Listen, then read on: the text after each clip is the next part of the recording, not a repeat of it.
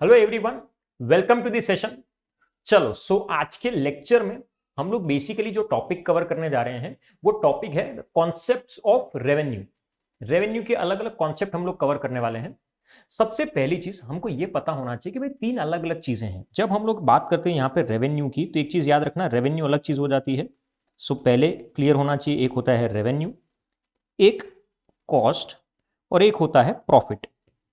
तीन चीजें हैं बेसिकली।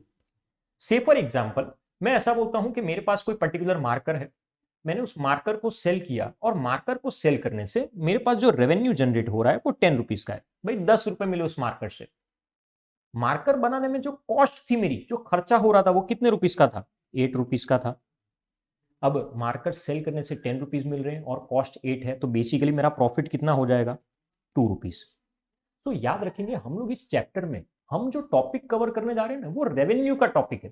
प्रोडक्ट को सेल करने से जो पैसा मिलता है वो हम लोग प्रॉफिट से डील नहीं कर रहे। तो we are going to discuss the meaning of revenue and the types of revenue. तो सबसे पहले रेवेन्यू का मतलब तो पता है, इनकम। बेसिकली प्रोडक्ट सेल करने से जो पैसे मिलने वाले हैं उसकी बात कर रहे हैं। अब हम लोग इस चैप्टर में कौन से रेवेन्यू डिस्कस करने वाले हैं? सबसे पहले हम लोग देखने वाले हैं टोटल रेवेन्यू। क्या देखेंगे हम लोग? Total revenue. सेकंड कॉन्सेप्ट हम लोग जो कवर करने जा रहे हैं वो कॉन्सेप्ट होगा average revenue. And last concept हम लोग जो कवर करने वाले हैं that is the concept of marginal revenue. तीन चीजें, total revenue, average revenue and marginal revenue.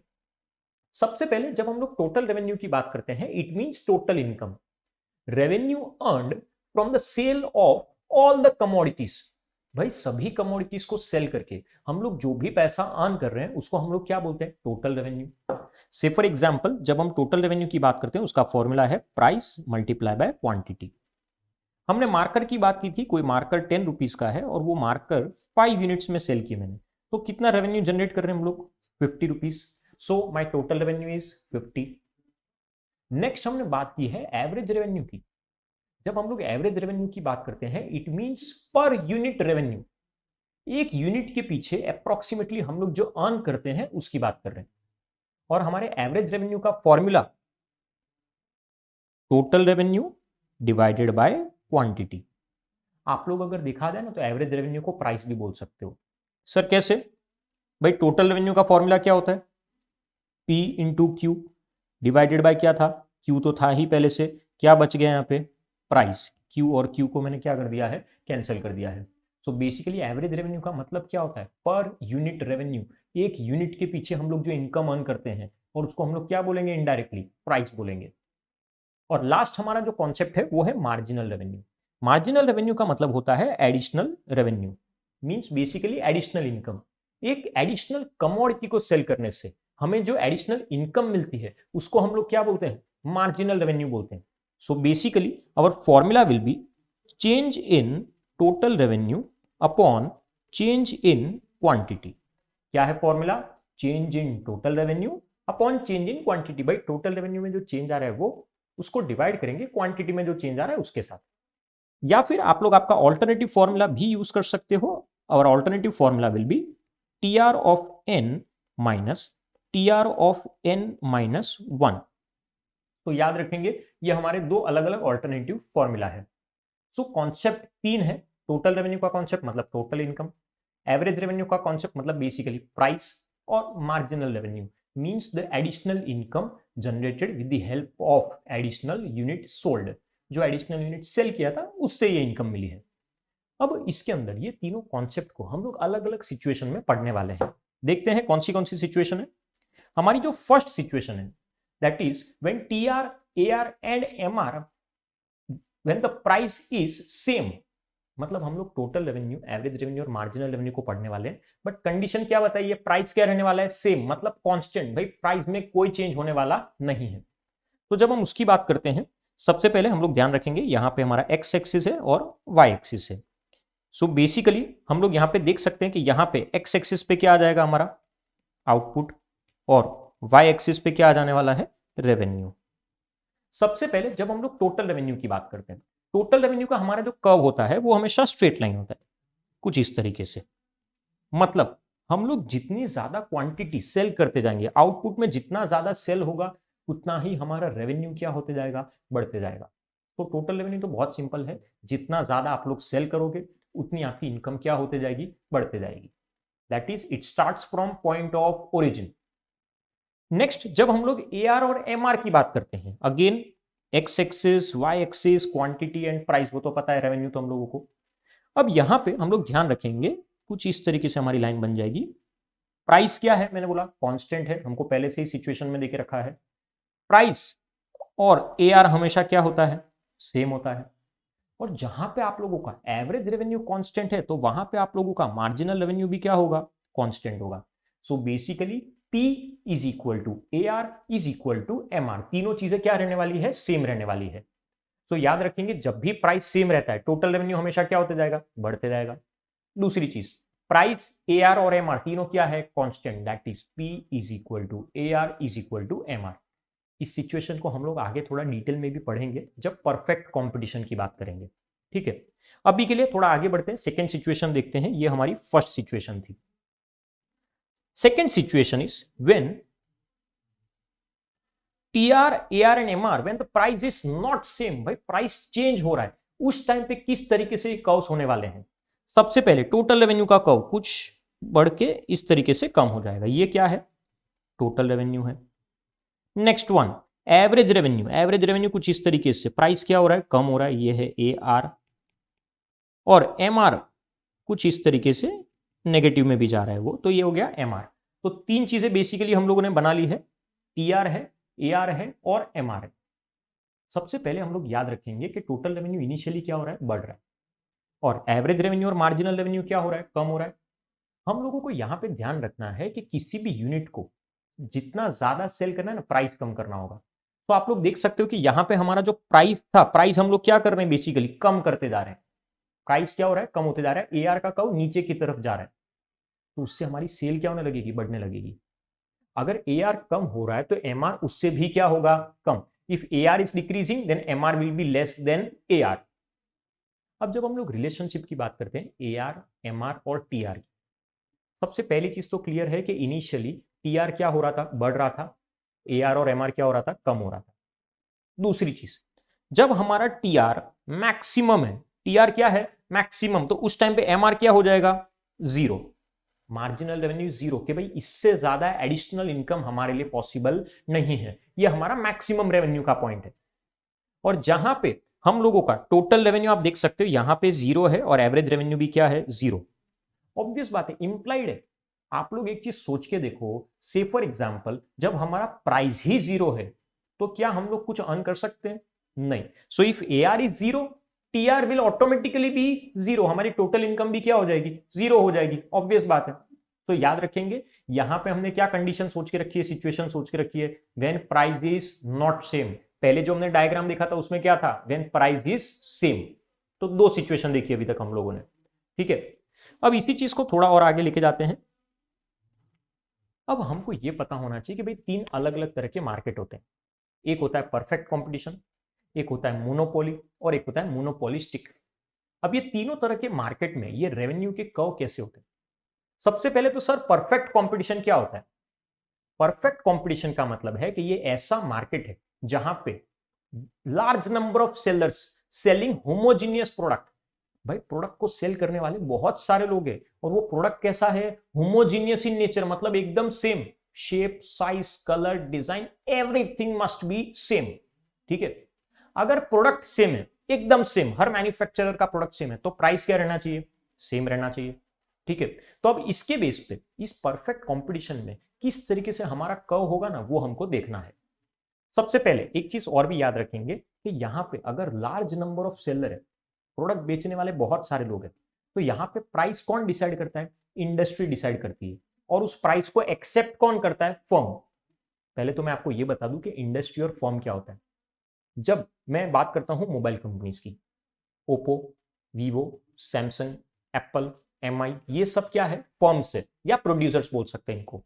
और जब सबको मिला देते हैं तो क्या बन जाती है, इंडस्ट्री बन जाती है। So basically industry is a price maker. Industry क्या कर रही है, प्राइस बना रही है, और फर्म उस प्राइस को क्या करती है, एक्सेप्ट करती है। भाई आपको सबको क्या करना पड़ेगा, प्राइस तो सेम रखना पड़ेगा, क्योंकि आपका प्रोडक्ट क्या है, सेम है। याद रखना, मैंने आप लोगों को इंडस्ट्री और फर्म का एग्जांपल सिर्फ दिया है कि क्या होता है, आप उसको यहां पे परफेक्ट कंपटीशन में मोबाइल कंपनीज को इंक्लूड नहीं कर सकते हो। चलो परफेक्ट कंपटीशन का एक इलस्ट्रेशन देख लेते हैं, प्राइस देख लेते हैं। से फॉर एग्जांपल प्राइस कांस्टेंट रखना है क्योंकि प्रोडक्ट क्या है, सेम है। सो प्राइस की बात करते हैं, प्राइस रख लेते हैं से फॉर एग्जांपल 10। कुछ भी हो जाए प्रोडक्ट का प्राइस तो सेम ही रहना चाहिए, कितनी भी क्वांटिटी सेल करनी। क्वांटिटी कितनी सेल करनी है मुझे, 1 2 3 4 एंड 5। भले ही यूनिट्स ज्यादा सेल हो रहे हैं लेकिन प्राइस तो सेम ही रहेगा। अब मुझे टोटल रेवेन्यू फाइंड आउट करना है। ये टोटल रेवेन्यू कैसे फाइंड आउट करूंगा, हमने फॉर्मूला देखा था price into quantity. So 10 into 1 10, 10 into 2 20, 3 into 10 30, 4 into 10 is 40 and 5 into 10 is 50। Total revenue मिल गया हम लोगों को। नेक्स्ट एवरेज रेवेन्यू, मैंने बताया था शॉर्ट में एवरेज रेवेन्यू का मतलब ही क्या होता है, प्राइस।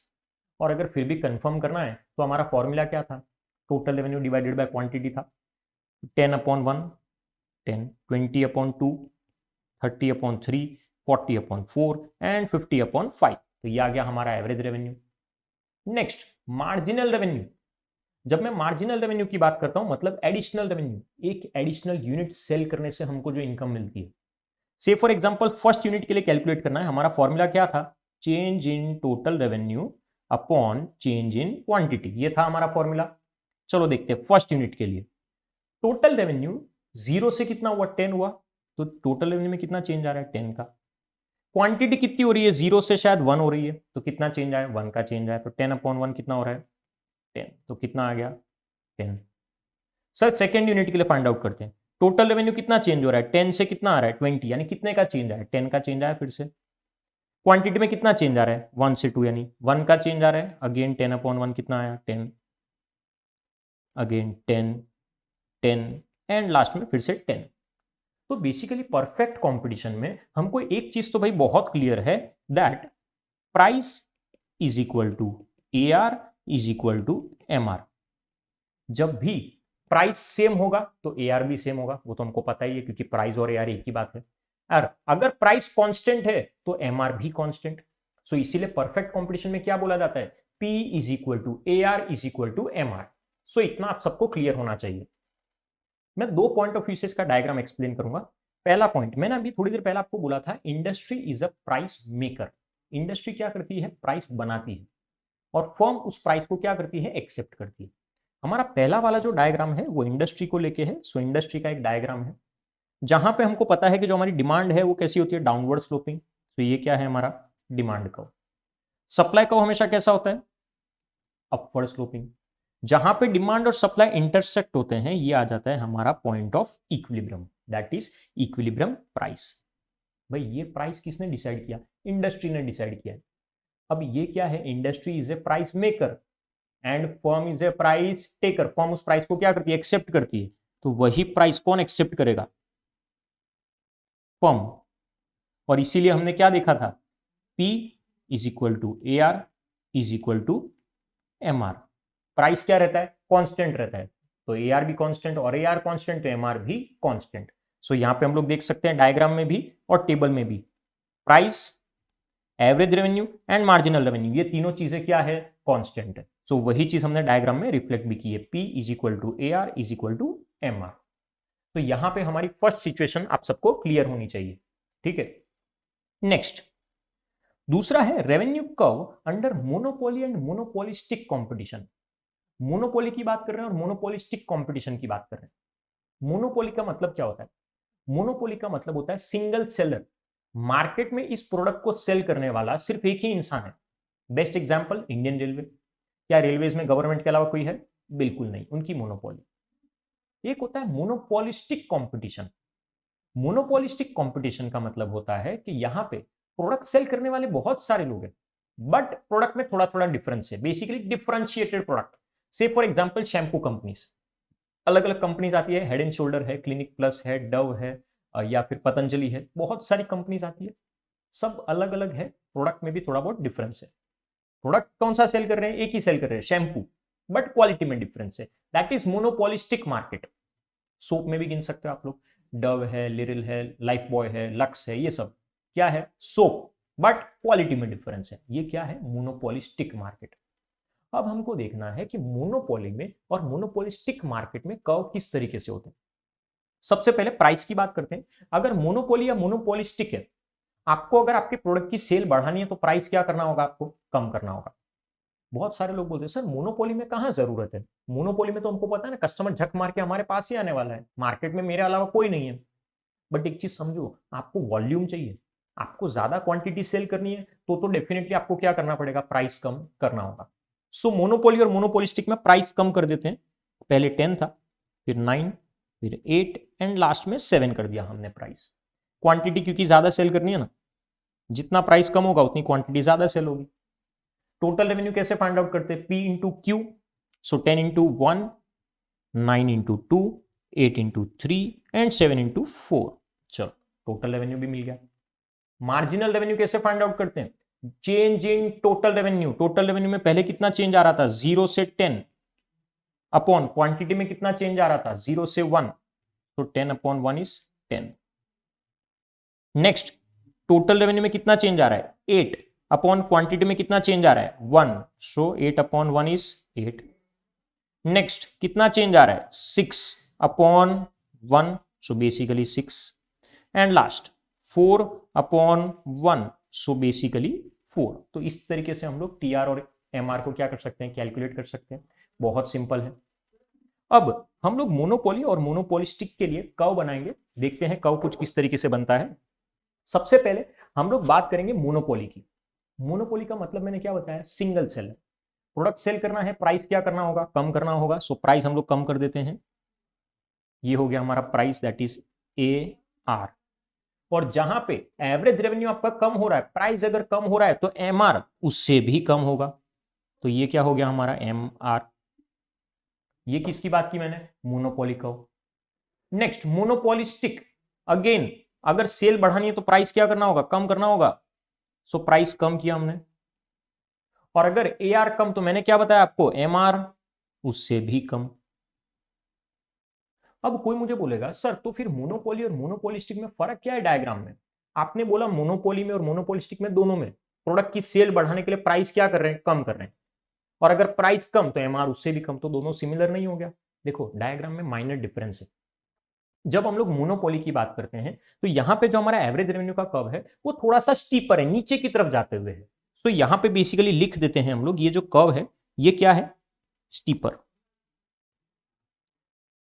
और यहां पे ये जो कर्व है वो थोड़ा सा सामने की तरफ जा रहा है, तो यहां पे कर्व पे लिख देंगे हम लोग फ्लैटर। ठीक है, फ्लैट है सो फ्लैटर। ये स्टीपर है, उसका मतलब है कि यहां पे जो डिमांड है वो क्या है, इन इलास्टिक। डिमांड क्या है, इन इलास्टिक, क्योंकि हमें पता है मोनोपोली मार्केट में जो डिमांड होती है ना वो इन इलास्टिक होती है, कर्व इन इलास्टिक है। एक चीज सोच के देखो, अगर उन्होंने प्राइस कम नहीं भी किया तो भी कहीं ना कहीं प्रोडक्ट तो खरीदना पड़ेगा हम लोगों को। सो यहाँ पे जो कर्व है वो इन इलास्टिक है। याद करो डिमांड इन इलास्टिक होती है तो कर्व थोड़ा सा स्टीपर होता है, जबकि मोनोपोलिस्टिक के केस में हमारी जो डिमांड होती है ना वो कैसी होती है, हमेशा इलास्टिक। मतलब डिमांड चेंज हो सकती है, इंसान लक्स की जगह लाइफ बॉय भी क्या कर सकता है, परचेज कर सकता है ना, इसीलिए जो कर्व है वो कैसा है, फ्लैटर है। सो ये डिफरेंस है मोनोपोली में और मोनोपोलिस्टिक के कर्व में। तो ये चीज आपको क्लियर होनी चाहिए। हमने 3 मार्केट पढ़े, सबसे पहले पढ़ा परफेक्ट, बाद में हमने पढ़ा मोनोपोली, और बाद में हमने पढ़ा मोनोपोलिस्टिक। अब तीनों का एक बार कंपैरिजन देख लेते हैं इन शॉर्ट, डिफरेंट सिचुएशन में रेवेन्यू कर्व कैसे हो सकते हैं। जब हम लोग परफेक्ट कंपटीशन की बात करते हैं तो उसके अंदर हमने देखा था P is equal to A R is equal to M are.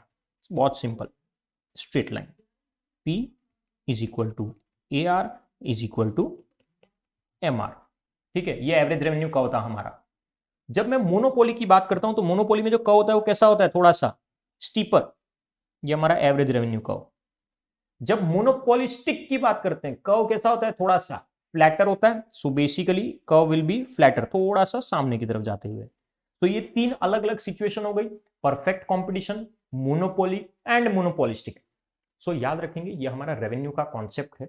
Revenue किस तरीके से, रेवेन्यू के कर्व्स परफेक्ट, मोनोपोली, मोनोपोलिस्टिक, इन सब में चेंज हो सकते हैं। आई होप आप सबको ये जो टॉपिक है वो टॉपिक क्लियर हुआ होगा। ओके, किसी को भी अगर कोई भी डाउट है तो डेफिनेटली आप लोग मुझे कांटेक्ट कर सकते हो, मेरा नंबर दिया हुआ है। और ये वीडियो लाइक करना और शेयर करते रहना, ठीक है। नेक्स्ट लेक्चर में मिलेंगे नए कॉन्सेप्ट के साथ। Thank you everyone.